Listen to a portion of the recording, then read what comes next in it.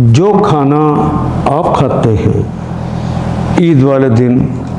آپ کے وہ بھائی جو نہیں کھا سکتے وہ وقت سے پہلے تیار کر لیں تاکہ عید کی خوشیوں میں شامل ہو سکیں۔ تو اپنے ہر گھر کے افراد کے اعتبار سے جو کھانا آپ گھر میں کھاتے ہیں اس حساب سے آپ اس کو ضرب دے دیں اس سے جو کہ جتنے افراد ہیں، وہ رقم آپ نے غربا تک پہلے پہنچانی ہے، عید والے دن نہیں۔ ہاں عید والے دن بھی اگر پہنچا دیں گے تو گناہ سے بچ جائیں گے، لیکن اچھا نہیں ہے،